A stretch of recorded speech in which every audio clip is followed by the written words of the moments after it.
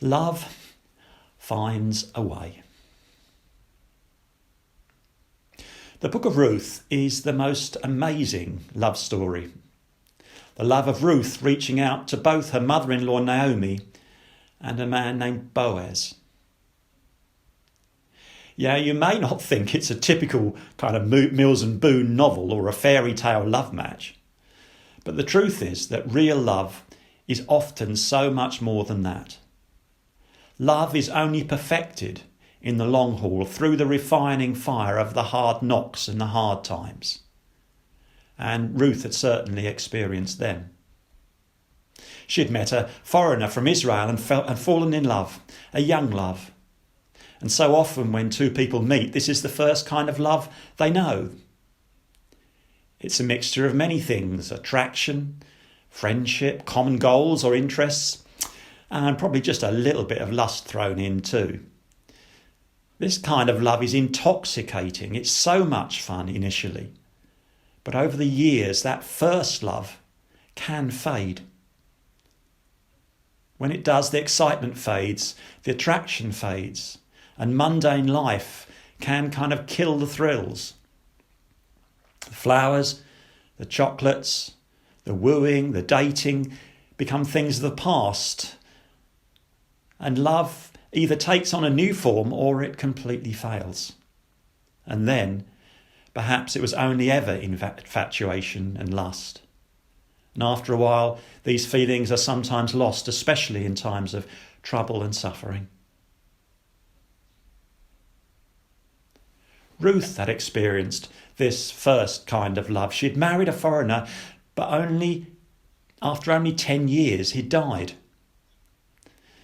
We don't know much about their marriage, but the Jewish Old Testament view of their childlessness was that it reveals an unhappy marriage. But all was not lost for the widowed Ruth, because she'd built up a strong rapport with her mother-in-law, Naomi. And over time, though she may have been let down by her husband, Naomi was always there for her. And she grew to love her with a deep, sincere love. So when the time came to decide on her future, Ruth committed herself to life with Naomi, to protect her, to look after her in her old age, and for the rest of her life. It was this kind of chesed love that I explained a couple of weeks ago.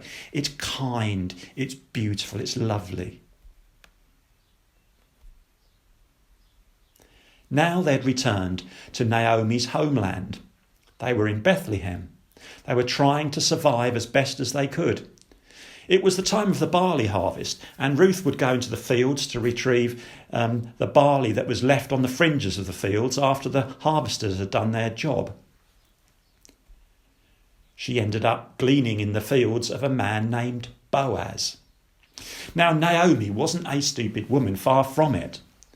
The man who owned the fields, this man Boaz, was a relative of hers, and she knew her daughter-in-law would be made welcome there and to some extent protected. She was aware of an old Jewish law where a male relation should take responsibility for a widow in the family by marrying her and providing a home and security. But Naomi thought Boaz was a little too old for that. Ruth was perhaps 30 to 40 years old, probably half Boaz's age. He was Naomi's age. He was of her generation. A good upright man, but a little too old to be a suitor for Ruth. But we're told that when Ruth first turned up in his fields, Boaz noticed her. I like that was saying. He noticed her and told his servants to drop some barley around her. He asked her to eat with him and did little favours for her. Clearly there was something going on between them, and Naomi saw it. There was an unexpected spark here. Now, I don't know if you believe in love at first sight. I'm not sure I did before I met Deborah.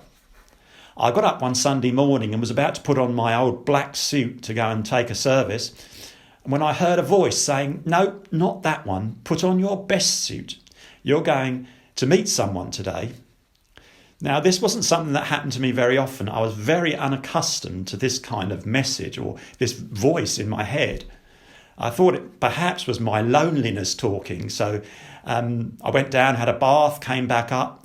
But when it happened a second time, I thought I had nothing to lose.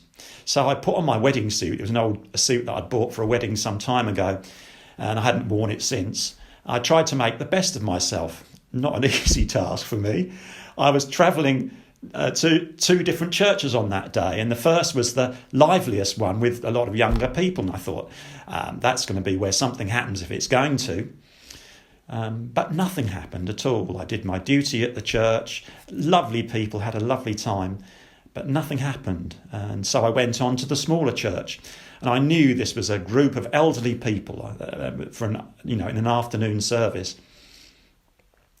At the end of the service, I was just getting a peppermint tea, as I sometimes do, and I was piling in spoonfuls of sugar into it when a voice from behind me told me that sugar was very unhealthy. Before I even turned round, I said, "You can't tell me that, you're not my wife." And as I turned, I saw Deborah. I certainly noticed her. One look was enough. And I knew she was the one. I loved her on sight and would have married her on the spot given the chance. I knew God had given this wonderful woman to me. And even after the first date, I took her round to Jerry and Keith's, my friends, to get their approval. I wasn't wasting any time. Naomi could see there was just such a spark between Ruth and Boaz. But as Boaz had not followed up on it, she assumed that he perhaps thought his age might preclude him from such a relationship. So she came up with a plan. Actually, it was a terrible plan, like one of Baldric's cunning plans. It could so easily have gone badly wrong.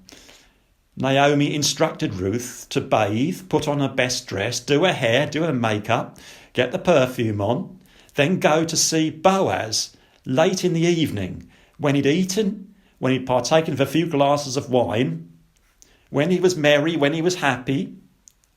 She was to wait until he was abed and asleep, and then stoop down and lay at his feet, and then pull the blanket up over his feet so that his feet were uncovered. Obviously, they would get cold in the night, and it would ensure that he woke up to discover her. Now, where did Naomi get this idea from? Well, she had been brought up a Jew. She would have studied the scriptures as a child from a rabbi. She would have known the story of how Lot's daughters in Genesis 19 had got him drunk one night and then visited him at night in order to procreate and continue the family line. She would also have known that Judah in Genesis 38 was a very interesting story. Here, Tamar, Judah's daughter-in-law, had been widowed twice, and when Judah refused to do his duty to allow another son to marry her, she waited until one day she heard that he was leaving town. She waited at the side of the road, dressed as a prostitute. He propositioned her and slept with her, and she became pregnant. And to cut a long story short, do read it yourself, it's an interesting story. Eventually he sent for her and married her. Her plan had worked. Perhaps this is where Naomi got her ideas, but it was taking a real chance to send a nubile young woman into a bedroom of a drunk man, even if he was elderly. I still, in my own heart, can't understand why Naomi didn't go and visit Boaz and simply demand him to do his duty as the kinsman redeemer, as the one who should take responsibility for Ruth. Anyway, we read that Ruth willingly went along with Naomi's plan, or seemingly so. Clearly there was something about Boaz that had impressed her. There was that spark. After the days and weeks of observing the way he lived and worked and his kindness and mercy, it might not have been a young, impetuous sort of love, but there was clearly respect and a strange attraction. I wonder if Naomi intended for Boaz to take advantage of Ruth that night in a drunken stupor and then be forced into marrying her when she became pregnant. That seems to be the logical progression to me. But here we see Ruth taking the initiative, thinking on her own. She was a wonderful woman, willing to go along with Naomi's plan. And indeed, if she'd have, in the past, her past as worshipping a Moabite god Chemosh, it condoned prostitution and sexual manipulation. But Ruth had rejected this God and taken on the God of Israel, the one true God. And by living in Bethlehem, she would have learnt Jewish ways and customs, and indeed even learnt the scriptures. And now she knew what she had to do. So when Boaz woke her in the middle of the night in the middle of the night to discover her lying at his feet, she didn't say, "Oh, I'm yours, take me now," as Naomi may have intended. No, she instead reminded him of the words he had used when he first met her. Now, going back, that's Ruth 2:12. "May you be richly rewarded by the Lord, the God of Israel, under whose wings you have come to take refuge." So Boaz blessed her on that time, and she reminded him of that blessing and asked for her to be taken under God's wing by asking him to cover her with the wing of his blanket. It was almost like reminding her, you've asked God to take me under his wing.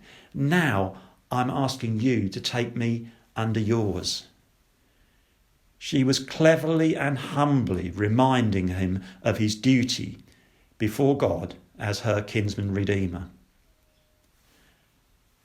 How could he take advantage of a woman like this, one that he'd prayed for, prayed God to protect and prosper? Love found a way. Boaz, I'm sure, did not molest her that night. The Bible, it pulls very few punches, and if he'd have taken advantage of her, I'm sure it would have told us. No, he was a little bit older. He was a little bit mature. He loved her, and just she had shown chesed to him, now he returned the chesed in spades.